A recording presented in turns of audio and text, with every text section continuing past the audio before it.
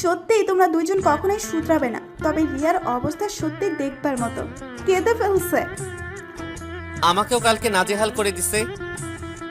আমরা গল্প করতে করতে কলেজে চলে আসলাম। কলেজে গিয়ে নিজের ক্লাসে বসলাম। মোটামুটি ভালোভাবে কলেজ শেষ করলাম। এবার বাসায় যাচ্ছি, তখন দেখি রাস্তায় জান্নাত আপু দাঁড়িয়ে আছে। আদনান চলো বাসায় যাই একসাথে। চলুন। আপু আর আমি দুজন একসাথে গল্প করতে করতে বাসায় যাচ্ছি। আমাদের বাসায় চলে এসেছে। আমি বাসায় চলে আসলাম। ফ্রেশ হয়ে খেয়ে দিয়ে হালকা বিশ্রাম নিলাম। রিয়া তো অসুস্থ ছিল। যাই গিয়ে দেখে আসি তার ডাউনলোডের ঝামেলা কমলো কিনা। বাসা থেকে বের হয়ে সোজা রিয়াদের বাসায় গেলাম। আন্টির কাছ থেকে শুনলাম রিয়া উপরে আছে। আমি সোজা উপরে গেলাম। আন্টি আমাকে খুব বিশ্বাস করেন, নিজের ছেলে মনে করেন আমাকে। সেই জন্য তার বাসায়ও আমি নিজের বাসা মনে করে চলি, আর সেই বিশ্বাস ধরে রাখবার চেষ্টা করি। রিয়ার রুমে গিয়ে দেখি বেচারা খাটের উপর চিত হয়ে বসে আছে। মুখখানা দেখবার মতো হয়েছে। যাই একটু রাগিয়ে দেই। আমি গিয়ে রিয়ার সামনে নাগিন ড্যান্স, লুঙ্গি ড্যান্স, বাংলা ড্যান্স দিতে লাগলাম। ও বলে বলে আমার টাকা মেরে দিয়েছিস ছক করে। এখন কেমন লাগছে? তা তো ডাউনলোড বন্ধ হয়ে গেছে নাকি? মজা করছিস? তোর যখন হবে তখন বুঝবি, আর আমিও মজা করব। আচ্ছা চল, আজকে তোকে ফুচকা খাওয়াবো। এই চল ফুচকা খেতে আসি। হাতি হাবড়ে পড়লে ব্যাঙেও চাটি মারে। হাতি তবে বাচ্চা, সমান বাচ্চা হাতি। তো কি যেন বলছিলি? আমার শায়েস্তা করবি? কর, আমার আম্মুর কাছে নালিশ কর। আমাকে হেব্বি ক্যালারি দিছে। তোর ব্যবস্থা আমি নেব।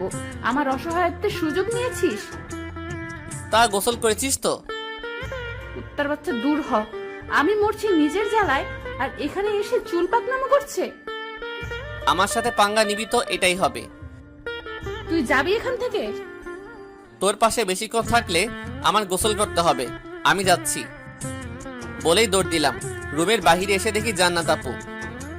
ওর পেছনে আর নেব না, ওই এমনিতেই আত্মরা হয়ে গেছে। ওষুধ খাইছে আর এখন তো বেশ ভালো। সকাল থেকে যা হয়েছে, দুই একদিন এমনিতেই অসুস্থ হয়ে যাবে। 5 প্লেট ফুচকা খেতে আর কি হবে, গরুর মতো খেয়েছে। তো কই যাও এখন? বাসায় যাব। আমি বাসায় আসলাম।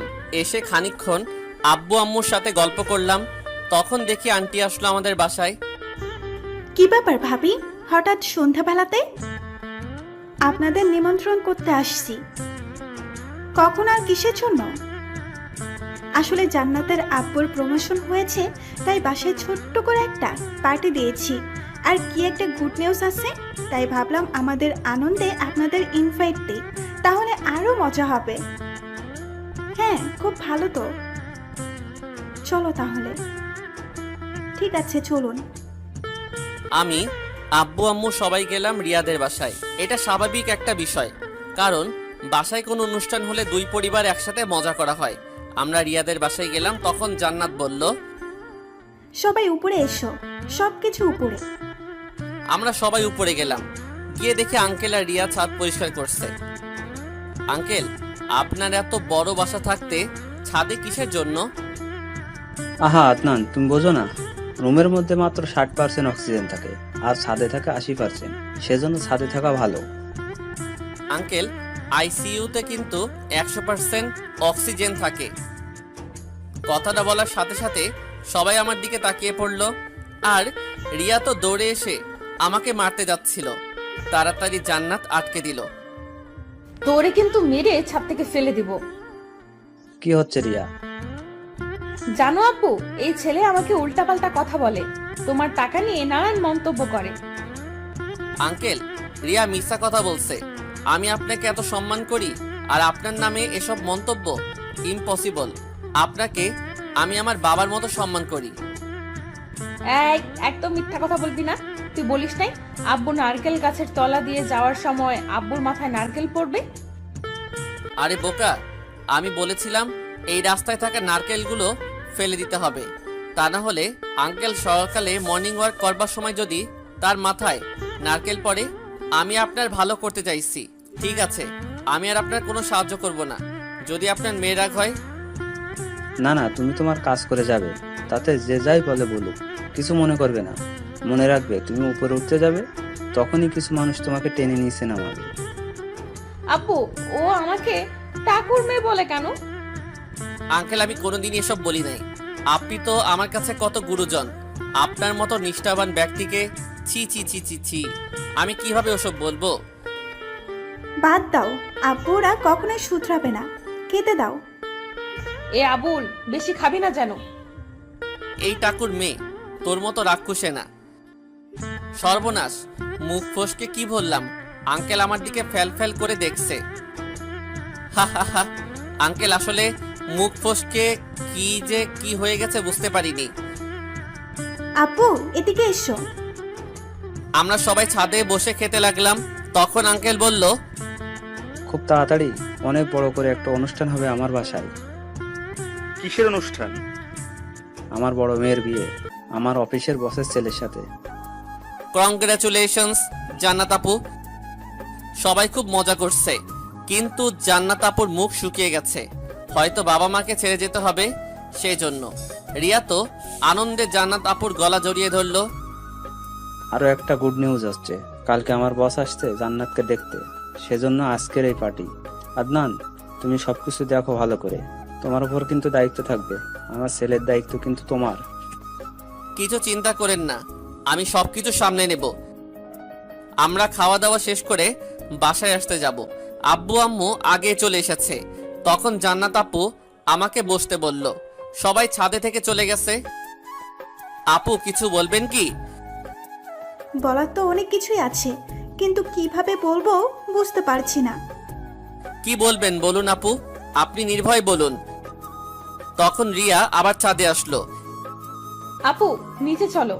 আর এই স্যামরা যা, বাসায় যা, রাত হয়ে গেছে। এই, তোর বাসায় থাকতে আমার বয়ে গেছে। বাসা তো নয় কবুতরের খোপ।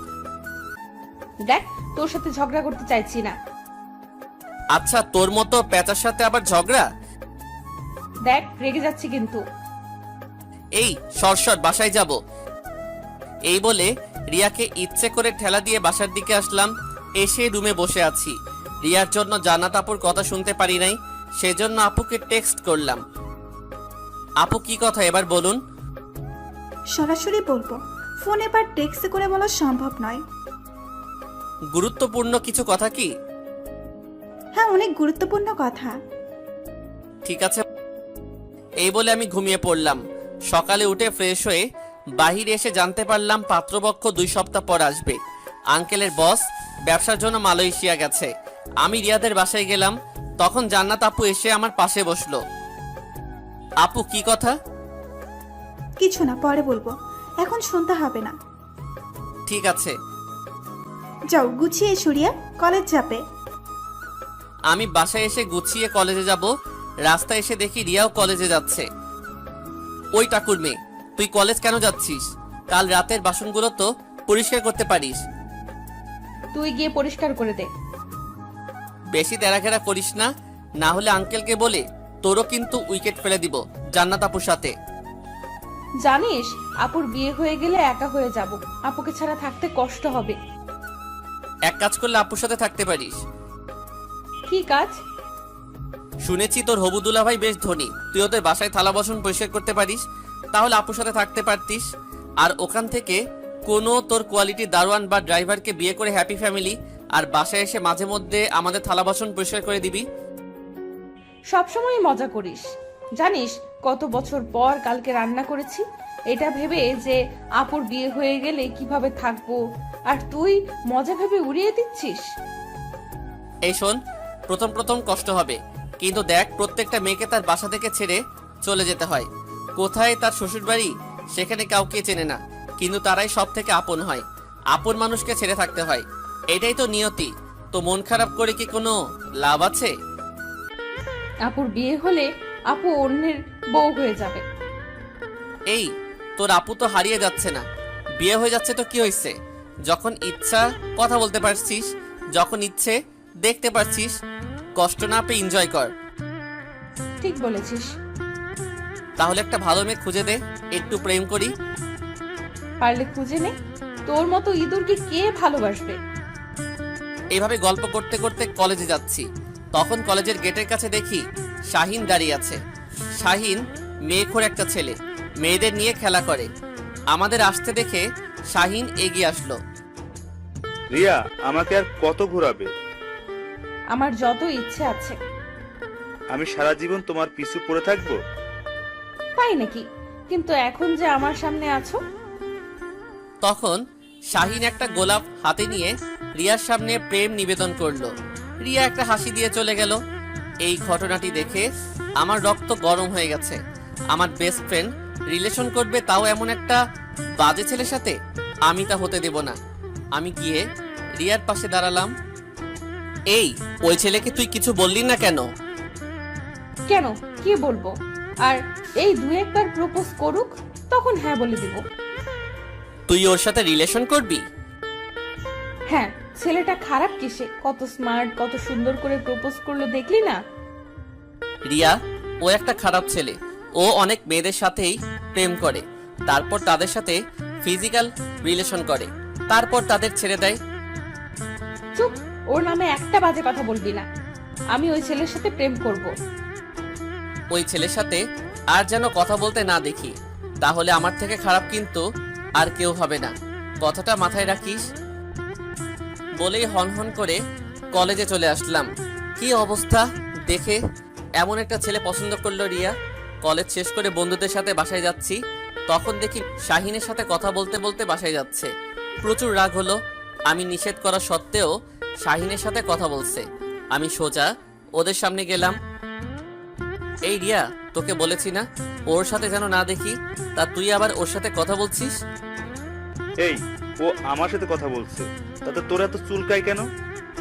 এই, আমি তোর সাথে কথা বলছি না, তুই মাঝখান থেকে কথা বলিস কেন? এই রিয়া, চল বাসায় চল। তুই যা, আমি একটু পরে আসছি। না, এখনই চল আমার সাথে, আর এই ছেলের সাথে যেন না দেখি। বললাম তো তুই যা, আমি পরে আসছি। ঠিক আছে, তাহলে এই ছেলেকে চলে যেতে বল, আর এর সাথে আর কখনো যেন কথা বলতে না দেখি। কিন্তু রিয়া আমার কথার উল্টোটাই করলো। ও শাহিনের হাত ধরলো। I love you Shaheen. আমার সহ্য হলো না। ঠাস করে কষিয়ে রিয়ার গালে একটা থাপ্পড় দিলাম। শাহিন আমার দিকে এগিয়ে আসলো, আমার পেছনে আমার বন্ধুদের দেখে পিছিয়ে গেল। রিয়াও কিছু বলতে পারছে না।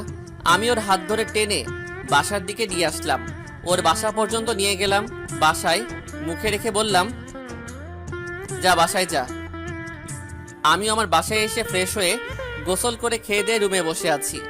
রিয়াকে থাপ্পড় দিলাম। যাই হোক, ভুল করলে তো দিতেই হবে, সরি বলতে হবে। আবার সরি না বললে তো আমাকে ঝাঁঝাই করে দেবে, তা না হলে আমার পকেট ফাঁকা করে দেবে। বিকালে বাসার বাইরে আসলাম, কিছু ভালো লাগে না। যাই গিয়ে রিয়ার সাথে দেখা করে আসি। সোজা চলে গেলাম রিয়াদের বাসায়। গিয়ে জানতে পারি রিয়া নাকি বাইরে গেছে। রিয়া তো বাইরে গেলে আমাকে ডাকে, কিন্তু আজকে তার ব্যতিক্রম। আমি মার্কেটের দিকে গেলাম, কিন্তু একতা রেস্টুরেন্টের দিকে নজর গেল। রিয়া রেস্টুরেন্টের মধ্যে। আমি সোজা রিয়ার দিকে গেলাম। গিয়ে দেখি শাহিনের সাথে বসে আছে। দেখেই মেজাজ গরম হয়ে গেছে। এই, তোকে বলেছি না যে ওই ছেলের সাথে তোকে যেন এরপর না দেখি, তবু তুই ওই ছেলের সাথে বসে আছিস। সাহস খুব বেশি হয়ে গেছে। এই, আমার গার্লফ্রেন্ড আমার সামনে বসে আছে, তাতে তোর সমস্যা কি? আমি তোর সাথে কথা বলছি না। তুই এখানে আসলি কেন? তোরে সরি বলতে। আদিক্ষেতা দেখাতে হবে না, বাসায় চল। এই বলে আমি রিয়ার হাত ধরে টেনে নিয়ে আসতে গেলাম, কিন্তু শাহিন আমাকে আটকালো। রাগ কন্ট্রোল করতে না পেরে শাহিনকে এক ধাক্কা দিলাম। বেচারা চাল সামলাতে না পেরে চেয়ারের উপর গিয়ে পড়লো, আর রিয়া আমাকে ধাক্কা দিয়ে সরিয়ে দিয়ে শাহিনকে তুললো। তোর এত বড় স্পর্ধা, তুই আমার বয়ফ্রেন্ডের গায়ে হাত দিস? দেখ, ওই ছেলে ভালো না। ভালো না খারাপ তাতে তোর কি? তোর এত সমস্যা কি? আমি শাহিনকে ভালোবাসি, তাতে তোর সমস্যা কি? তুই আমার বেস্ট ফ্রেন্ড, আর তুই কোনো ভুল করলে শোধরানোর দায়িত্ব তো আমার। নিকুচি করি তোর। বন্ধু বন্ধুর মতো থাক। আমার পার্সোনাল লাইফে নাক গলানোর কোনো দরকার নেই। My life my attitude. তাহলে আমি কেউ না? না, তুই আমার কেউ না, তুই আমার শত্রু। কারণ তুই আমার বয়ফ্রেন্ডকে আঘাত করেছিস। আমি যেন তোকে আর আমাদের মাঝে না দেখি। আর আমার সাথে কথা বলবি না কোনো বিষয়ে। ঠিক আছে। আমি শাহিনের হাত ধরে, ভাই ভুল হয়ে গেছে, মাফ করে দিস, হ্যাপি রিলেশনশিপ। আমি ওদের কাছে ক্ষমা চেয়ে বাসার দিকে আসলাম। আমারই তো ভুল, রিয়ার ভালো বন্ধু ভাবা আর তার পার্সোনাল লাইফে নাক গলানোর উচিত হয়নি। ঠিক আছে, ভুল ধরিয়ে দিল, আর হবে না। নাইবা গেলাম তাদের মাঝে। এই জন্যই বলে কারোর ভালো করতে নেই, যে যার মতো থাকুক।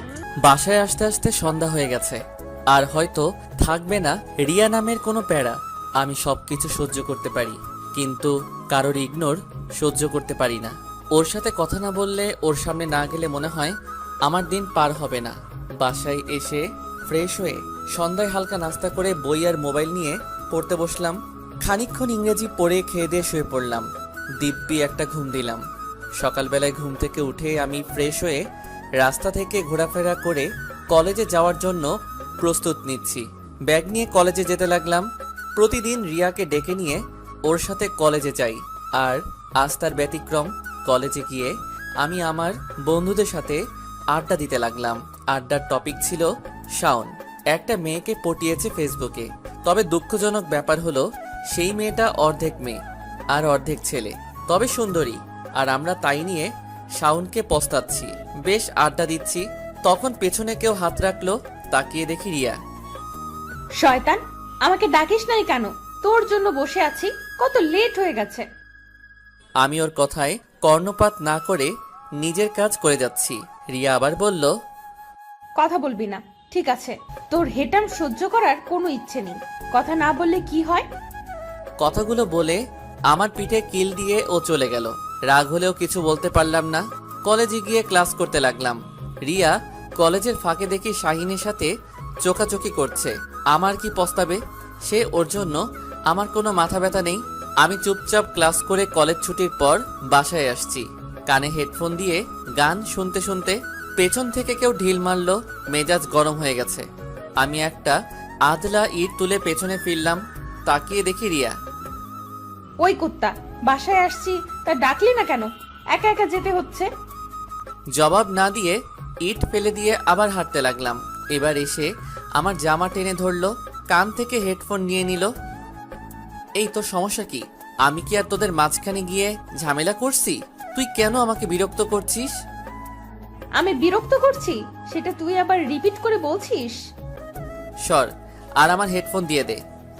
আমি এই বলে ওর হাত থেকে ইয়ারফোন নিয়ে নিলাম, নিয়ে আবার হাঁটা শুরু করলাম। এবার রিয়া দৌড়ে আমার সামনে এসে দাঁড়ালো। এই তোর সমস্যা কি বলতো? বারবার রাস্তা আটকাচ্ছিস কেন? তুই আমার সাথে মেজাজ নিয়ে কথা বলছিস। নিতে তো বাধ্য করছিস। আমাকে বিরক্ত করিস না, তাহলে আমি মেজাজ নেব না। তুই কালকের কথাগুলো সিরিয়াসলি নিয়েছিস? তোর কথা শেষ হলে যেতে পারিস। আমার সাথে ঠিকভাবে কথা বলবি না? কেন, আমার ব্যবহার দেখে বুঝতে পারছিস না? ঠিক আছে, বলা লাগবে না। কে তুই যে তোর সাথে শেডে শেডে করে কথা বলতে হবে? তোর মতো অনেক আছে। কালকে যে কথাগুলো মজা করে বলেছিলাম সেগুলো সিরিয়াসলি বলছি। আর কোনো দিনের জন্য কথা বলবি না আমার সাথে। তোর মতো পোলার মেজাজ সহ্য করার টাইম রিয়ার নেই। রিয়া মুখ পেঁচিয়ে হনহন করে চলে গেল। যে বন্ধুত্বের মর্যাদা দিতে জানে না, তার সাথে বন্ধুত্ব করা ভুল। আমিও বাসায় এসে ফ্রেশ হয়ে খেয়ে দিয়ে ঘুম দিলাম। বিকেলে সাইকেলটা বের করে রাস্তার দিকে আসলাম। আজ কতদিন পর সাইকেল বের করলাম, বেশ ভালো লাগছে সাইকেল চালাতে। আমি গিয়ে সাইকেলটা সাইডে রেখে কফি শপে গিয়ে বসলাম। রাইসা এখানে কি করছে? খানিক পর রাইসা আমাকে দেখতে পেয়ে আমার দিকে চলে আসলো। জানি না কি পেঁচাল বাঁধায়, আল্লাহ ভরসা। আমার সামনে এসে, আদনান, আমি চেয়ারে বসবো? ডালমে কুছ কালা হ্যাঁ। হ্যাঁ বসো, কিছু বলবে? শুনবে কথাগুলো? বলো শুনি। অনেক অনেক ভুল করেছি। আসলে বাবার ভালোবাসা বেশি হয়ে গেছিল, বুঝতে পারিনি কোনটা ভুল আর কোনটা সঠিক। অনেক ছেলে জীবন নষ্ট করে দিয়েছি, সাথে আমার জীবন। কিন্তু এখন আমি এই জীবন থেকে বের হতে চাই। সে তো খুব ভালো কথা। আমি আর 10টা মেয়ের মতো স্বাভাবিকভাবে বাঁচতে চাই, কিন্তু আমাকে সবাই এখন খারাপ ভাবে। আর ভালো হওয়ার জন্য একজনকে দরকার হয়। তাই বলছি কি, তুমি আমার পাশে থাকবে একজন ভালো বন্ধু হিসেবে? আসলে তুমি যে চিন্তা করেছো তা বেশ সুন্দর। আর চিন্তা করো না, তোমার সব ধরনের সহযোগিতা আমি করব। আমার দ্বারা যদি কেউ ভালো হতে পারে তাহলে তো সেটা গর্বের বিষয়। আমাকে ভালো বন্ধু ভেবো আর বন্ধুত্বের মর্যাদা রক্ষা করো। তোমাকে অনেক অনেক ধন্যবাদ। তাহলে আজ থেকে আমরা বন্ধু? হ্যাঁ, কিন্তু তোমার সাথে যে রিয়াকে দেখছি না। ওর প্রয়োজন ফুরিয়ে গেছে, আমার এ আর দরকার নেই। কোনো ঝামেলা হয়েছে? দূর বাদ দাও। আর তুমি কফি অর্ডার দাও, বিকেলে কফি খেতে হেব্বি লাগে। কফি অর্ডার দেওয়ার পর কফি দিল। আমি চেয়ার থেকে উঠে উদ্যানের সামনে দাঁড়িয়ে কফি খাচ্ছি। রাইসা আমার পাশে এসে দাঁড়ালো। তখন দেখি রিয়া আর ওর বয়ফ্রেন্ড কফি শপে আসলো। রিয়া আমাকে দেখে চোখ ডাগর ডাগর করে তাকালো। আমি দেখেও না দেখার ভান করে রাইসার কথা মনোযোগ দিয়ে শুনছি। রিয়া শাহিনের সাথে গেলেও সম্পূর্ণ নজর আমাদের দিকে। আমি আর রাইসা গল্প করে বাসায় আসছি। বাসার সামনে এসে গেটের পাশে কামরাঙ্গা গাছ থেকে কামরাঙ্গা পাড়ছি। রিয়াও দেখি বাসায় আসছে। ও ওর বাসার সামনে দাঁড়িয়ে আছে। আর যদি ঝগড়া না হতো তাহলে ও দৌড়ে এসে আমার থেকে সব কামরাঙ্গা ছিনিয়ে নিত, প্লাস আমাকে কথা শোনাতো। আমার দিকে খানিকক্ষণ তাকিয়ে বাসায় চলে গেল। আমিও কামরাঙ্গা খেতে খেতে বাসায় ঢুকলাম। বাসায় এসে দেখি জান্নাত আপু বসে আছে। কেমন আছেন আপু? ভালো আছি। কোথায় গেছিলে? এই তো আমি বাহিরের দিকে ঘুরতে গেছিলাম। তো আন্টির কাছে এসেছি পিঠা বানানো শিখতে। হ্যাঁ, শিখে নিন, বিয়ের পর তো বানাতে হবে। হ্যাঁ, তো রিয়া আসলো না তোমার সাথে? না, আসে নাই। আপু আপনি বসেন, আমি ফ্রেশ হয়ে আসি। ফ্রেশ হয়ে এসে আপুর সাথে গল্প করছি। একটু পর আম্মু পিঠা বানাবে। খানিক পর আন্টি আর রিয়া আসলো আমাদের বাসায়। রিয়া হয়তো আসতে চাইছিল না, কিন্তু আন্টি জোর করে নিয়ে এসেছে। রিয়া আসতেই আমি রুমে গিয়ে বসলাম। টিভি ছেড়ে দিয়ে বাদশার গান শুনছি আর আম্মুরা পিঠা তৈরি করছে। গান শুনতে শুনতে 8টা বেজে গেছে। তখন জান্নাত আপু ডাকলো। আমি বাহিরে গেলাম।